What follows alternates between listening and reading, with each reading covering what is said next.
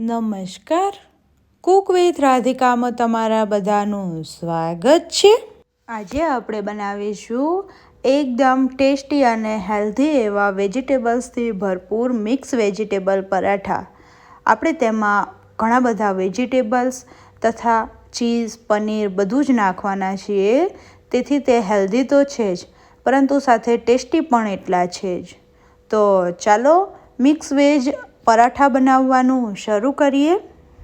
Mix veg paratha બનાવવા માટે સૌપ્રથમ આપણે લોટ બાંધી લઈશું। તો એ માટે એક મિક્સિંગ બાઉલ લીધું છે, તેમાં 3 કપ જેટલો લોટ એડ કરી દઈશું। આપણે રોટલી કરવા માટે જે રેગ્યુલર ઘઉંનો લોટ યુઝ કરીએ છીએ તે જ લોટ લેવાનો છે અને તેને સારી રીતે ચાળી લઈશું। હવે તેમાં 1/2 ટીસ્પૂન જેટલું મીઠું કે પછી તમારા સ્વાદ અનુસાર અને તેમાં 2 થી 3 ટેબલસ્પૂન જેટલું તેલ નાખી દઈશું। આપણે તેમાં વધારે પડતું તેલનું મોયણ આપવાનું નથી। હવે તેમાં થોડું થોડું પાણી એડ કરીને જે રોટલીનો લોટ હોય એ જ બાંધવાનો છે। લોટમાં તમે મેંદો પણ યુઝ કરી શકો છો, પરંતુ મેં તેને હેલ્ધી બનાવવા માટે ફક્ત ઘઉંનો લોટ જ યુઝ કર્યો છે। મેં લોટ બાંધી દીધો છે। હવે તેમાં ઉપરથી 1 ટીસ્પૂન જેટલું તેલ એડ કરી દઈશું અને ફરીથી તેને હાથની મદદથી મસળી લઈશું। મેં એકદમ સરસ લોટ બાંધીને રેડી કરી લીધો છે। હવે તેને ઢાંકીને 15 મિનિટનો રેસ્ટ આપી દઈશું। લોટ આપણો રેસ્ટ થાય છે ત્યાં સુધી આપણે સ્ટફિંગ બનાવી લઈશું। તો એના માટે મેં 1 કપ જેટલી ઝીણી સમારેલી કોબી, અડધો કપ ખમણેલું ગાજર, અડધો કપ ઝીણી સમારેલી સૂકી ડુંગળી, 1 બાફેલું બટેકું, અડધો કપ ઝીણા સમારેલા કોથમીરના પાન, અડધો કપ ઝીણું સમારેલું કેપ્સિકમ, 2 ચીઝ ક્યુબ અને 100 ગ્રામ પનીર લીધું છે। હવે આપણે એક મોટું મિક્સિંગ બાઉલ લઈ લઈશું અને તેમાં બધા જ શાકભાજીને એડ કરી દઈશું। જો ખમણેલા ગાજરમાં પાણી વળ્યું હોય તો પાણી નિતારી દેવાનું હાથની મદદથી મસળીને। અને હવે આપણે તેમાં છીણીની મદદથી બટાકા, પનીર તથા ચીઝને સીણી લઈશું। મેં બધા જ શાકભાજી તથા ચીઝ, પનીર, બટાકાને છીણી લીધું છે। હવે આપણે તેમાં મસાલા કરી લઈશું। તો એ માટે 1/2 ટેબલસ્પૂન સૂકું લાલ મરચું, 1 ટેબલસ્પૂન ધાણા જીરું પાવડર, 1/2 ટીસ્પૂન હળદર પાવડર, 1 ટીસ્પૂન મીઠું, 1 ટીસ્પૂન ચાટ મસાલો, 1 ટીસ્પૂન આમચૂર પાવડર। ખટાશ માટે બને ત્યાં સુધી આમચૂર પાવડર કે પછી લીંબુના ફૂલનો યુઝ કરવો। લીંબુનો યુઝ કરવાથી તમારું સ્ટફિંગ છે તે ઢીલું થઈ જશે અને પરાઠા તમે પ્રોપર નહીં વણી શકો।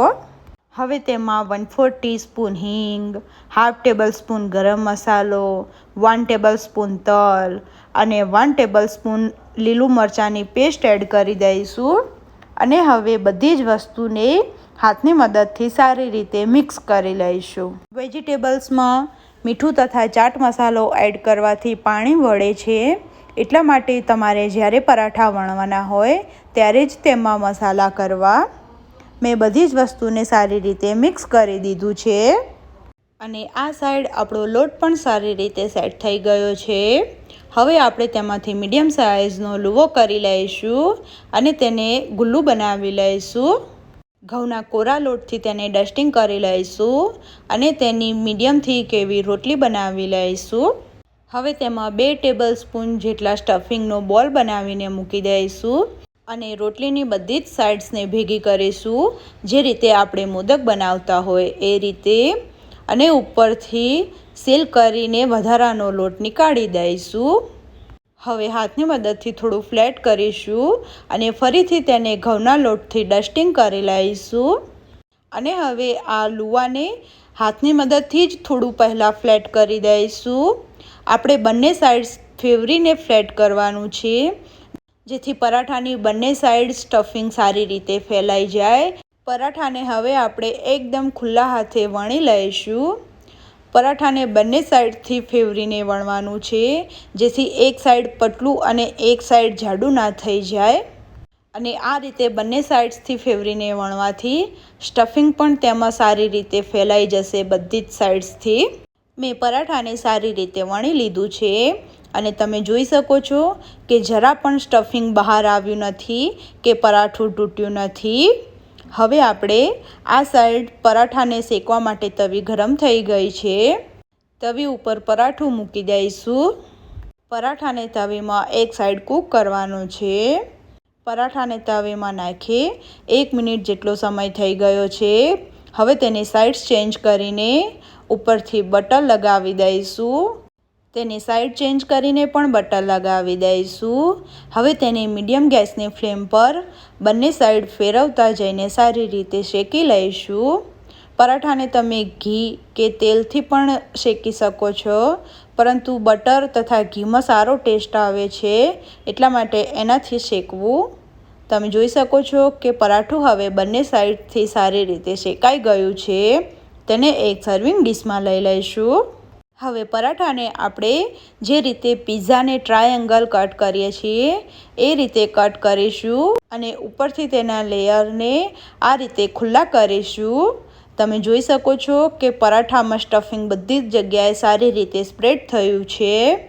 હવે આપણે આ પરાઠાને એમ જ ખાવું હોય તો ખાઈ શકો છો, પરંતુ હું તેને પિઝા જેવો લુક આપવા માટે ઉપરથી ચીઝ ક્યુબને ખમણી લઈશ અને હવે એના ઉપર ટામેટો કેચઅપને થોડો મૂકી દઈશું, જેથી એકદમ પિઝા જેવો લુક આવે.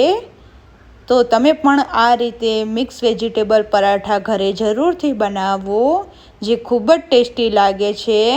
અને તમારો અનુભવ મને કમેન્ટમાં શેર કરો. જો તમને મારી આજની રેસીપી સારી લાગી હોય તો લાઈક અને શેર કરો. અને મારી ચેનલ કુક વિથ રાધિકા જરૂરથી સબસ્ક્રાઈબ કરો. Thanks for watching. બહુ જલ્દીથી મળીશું એક નવી રેસીપી સાથે. ત્યાં સુધી બાય બાય.